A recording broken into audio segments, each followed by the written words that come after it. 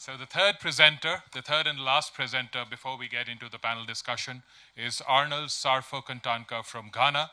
He's one of the 7 Africans and out of 12 Young Visionary Fellowship winners this year, he's one of the 7 Africans. And he'll tell you more about his venture, which aims to empower the youth in his country, Ghana. He is based in the UK, but he runs this program in Ghana, and he is convinced that the program that he's running in Ghana can be replicated across geographies. So, Arnold Sarfo.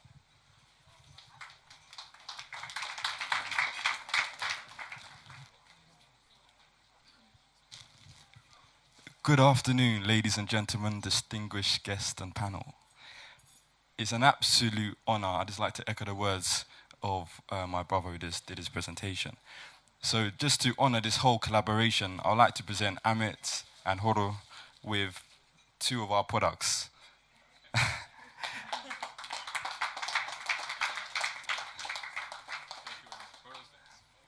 Hold on. Thank you so much. So my name is Arnold Sarfo-Kantanka. I'm a young entrepreneur. I have a dream, a vision, and I'd like to share with you part of that today. I'm the director and founder of a company called Mifri Ghana and a charity called the WAM Campaign. I believe I read this quote. Actually, I heard this quote on TED. And he said, if we only hear a single story about another country or person, we risk a critical misunderstanding. And that was from a famous author, Chimamanda. And I remember watching her video on TED. And it really resonated in my heart because I wasn't really happy with the perception that people had of the African continent. And I wasn't really happy with some of the leadership in Ghana. But I thought, rather than this sitting down and talking about it, let's be proactive and do something about it. So why Mifri Ghana and why the WAM campaign? I'll just take you through a story, a journey. In 2008, I attended the African Cup of Nations, and I was minding my own business, walking along Labadi Beach, and someone said to me, Mamisika. In the language, Tree dialect, it says, that means, give me some money. And you can either respond in 2 ways. You can either give the money, or you can roll up your windows and act like you didn't hear them. Well, on this occasion, I decided to engage him and ask him, and just quiz him more about it.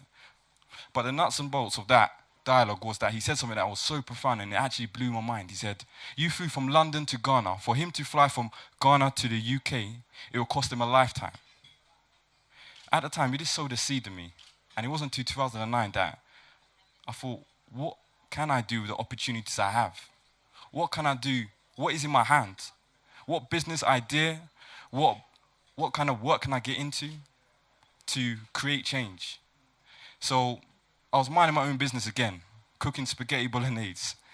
And a vision came to me. And the voice that said to me, just do it now. And that just do it now is what you see here. It's a jumper. It says Mifri Ghana. And it's got red, gold, and green paint splashes. You might look at it and say, well, what does that mean? Well, it means I'm from Ghana. And it's the red that was shed in a fight for independence. It's the gold, the mineral wealth that we have. The green, the abundance of land. And what I realized is that I wore it, and I wore it when I was at university. And I saw people, they were saying, Charlie, oh, you're from Ghana. And I saw it was connecting people.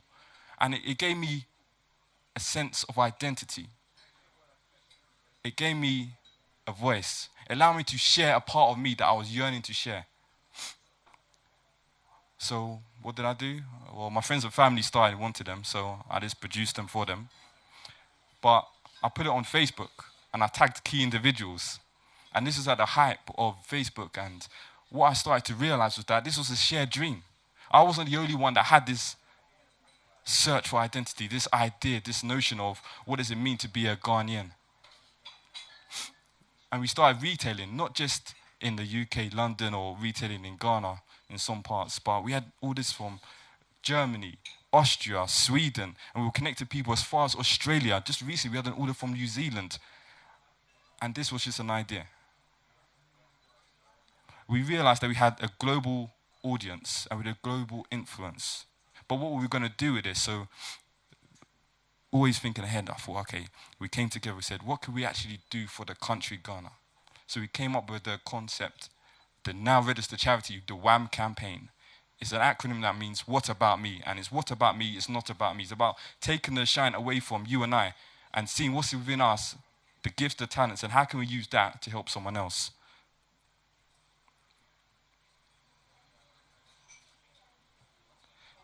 But what do we do? In university, I did a dissertation on change management. I was looking at the economic meltdown in 2008 because I was at the height. I was working in Morgan Stanley at the time, and I just saw a whole team just get wiped out. My mentor, who'd been there for years, he had his brunch, his lunch, his dinner, did his laundry there, just get swept to the side.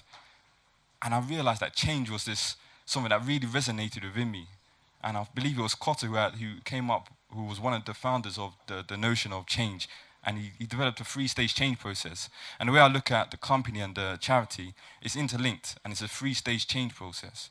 And we allow people to interact at 3 different levels. The first is the products. Like I said, the products tell a story. This is just one of the products. They all express the Ghanaian culture, tell positive stories about Ghana. So we connect people there. Second stage, we provide services, online and offline. Online, we have a blog where we empower young people to share their stories, their news.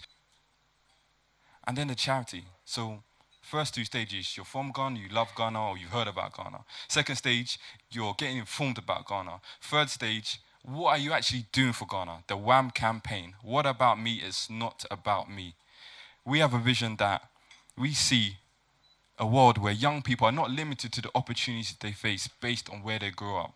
So even if you're the son or the daughter of a fisherman and you're by the sea, that shouldn't really limit you because we all have a network, we all have gifts and talents that will enable others to have opportunities. So we support all sorts of vulnerable children, their educational development, and we provide out-of-term volunteering programs during Christmas, summer and Easter time, where we connect volunteers from around the world to volunteer. So that's the connection point.